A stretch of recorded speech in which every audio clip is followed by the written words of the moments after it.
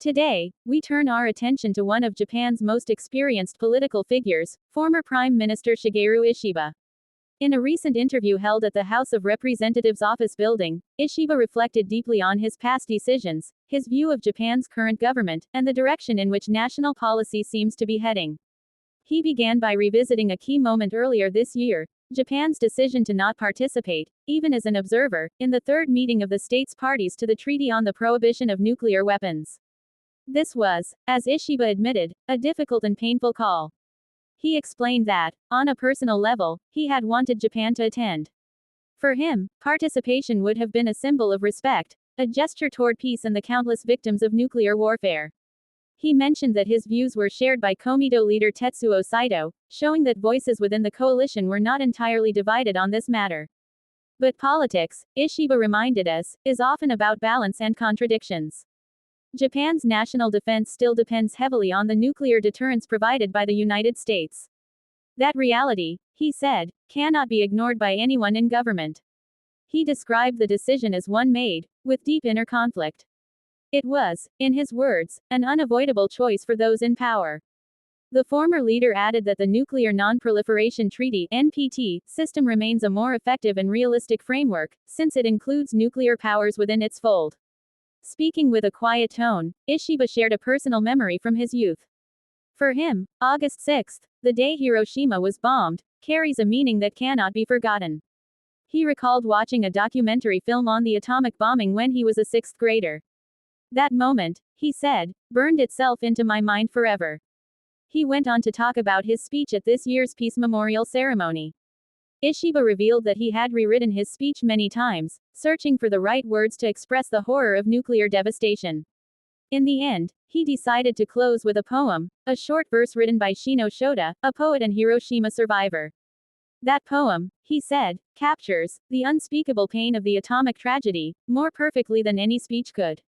As the conversation moved on, Ishiba was asked about his political allies, especially those from the Chugoku region, the 5 prefectures of Western Honshu. He spoke warmly of the senior members from that area who had stood by his administration. They, he emphasized, did not join in the so-called Ishiba ouster movement. Instead, they worked quietly but faithfully to support the government through turbulent times. When speaking of former Prime Minister Fumio Kishida, Ishiba's tone softened even further. He described Kishida as a man of moderation and balance, someone who represented the same centrist and pragmatic spirit that Ishiba himself tried to uphold. According to him, Kishida was never the kind of politician to seek the spotlight. And yet, his presence, said Ishiba, was felt in every quiet corner of the administration. Then, turning to the present, Ishiba addressed the new government led by Prime Minister Sanae Takaichi. He said that during the recent Liberal Democratic Party leadership race, he had chosen to support Yoshimasa Hayashi and Shinjiro Koizumi, believing they would continue the policies of his own administration. But politics had taken a different path. Takaichi's leadership emerged through a fair and democratic process, and for that, Ishiba stressed, I will support her as a loyal member of the party. However, Ishiba was quick to clarify that loyalty does not mean blind obedience. Supporting the government, he said, does not mean we should silence our conscience or surrender our judgment. Then came a delicate subject, the departure of Komeito from the ruling coalition. Ishiba's voice grew serious as he spoke. He reminded everyone that Komeito had stood beside the Liberal Democratic Party during its hardest years in opposition. To forget that, he said, would be unforgivable. He acknowledged that Nippon Ishin no Kai, the Japan Innovation Party, had stepped into the coalition framework. But Ishiba expressed concern that the group's neoliberal tendencies could push the government further toward a rigid, conservative path. That, he admitted, gave him a profound sense of discomfort. He argued that Japan's ruling party must not become a fortress of ideology. Instead, it must remain flexible, inclusive, and attentive to the diverse needs of the public. True conservatism, he said, is not about exclusion or rigidity, it is about protecting people's dignity and stability. From there, the discussion turned toward agriculture, specifically, Japan's rice policy. Ishiba, who had once championed a rice production expansion plan, voiced clear frustration with the new government's decision to reverse that course. He said bluntly, I find it deeply unpleasant.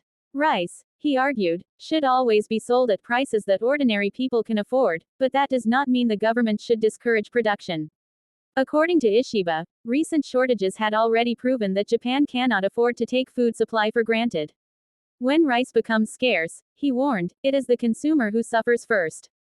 He went on to explain that the issue is not just about economics, it's about food security.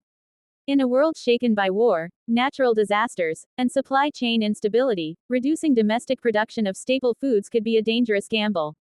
Ishiba said that a responsible government must plan for the future, not merely respond to short-term price trends. He criticized the notion that production should stop simply because prices fall. That, he said firmly, is not sound policy. He spoke of the farmers, the men and women who rise before dawn and work in the fields, season after season. Their labor, Ishiba reminded everyone, is not just about profit. It is about preserving the cultural and spiritual fabric of Japan. He noted that rice farming, in particular, has always been tied to Japanese identity, the festivals, traditions, and family bonds that define rural life. To turn our back on that heritage, he warned, is to forget who we are. As the interview drew to a close, Ishiba reflected on the broader role of leadership. He said that being a leader is not about personal ambition or popularity. It is about carrying responsibility, even when decisions are painful or misunderstood. He described leadership as the art of choosing what must be done, not what is easy to do. He said that every time he stood at a podium or faced a difficult vote in the Diet, he asked himself one question. What choice will allow Japan to face the next century with dignity? Ishiba spoke about his hopes for Japan's young generation. He said he wants them to learn from history, not to be burdened by it, but to understand the cost of peace. He urged them to see politics not as a stage for conflict, but as a tool for building trust. He also addressed Japan's relationship with the world. In his view, Japan's future security depends not only on alliances but also on moral credibility. If we wish for a world without nuclear weapons, he said, then we must at least have the courage to sit at the table where that dream is being discussed. He acknowledged that diplomacy is complex, but emphasized that peace begins with dialogue. The hardest part, he said, is not finding agreement, it is showing the will to try. Finally, Ishiba looked back at his long career, the triumphs, the controversies, and the lessons. He said that his journey taught him one unshakable truth, that politics without empathy is nothing. No matter how sophisticated the policy or how grand the vision, if it ignores the human heart, it will fail. And with a quiet smile, he added, I am not done yet. He intends to keep serving, not for glory, but for duty.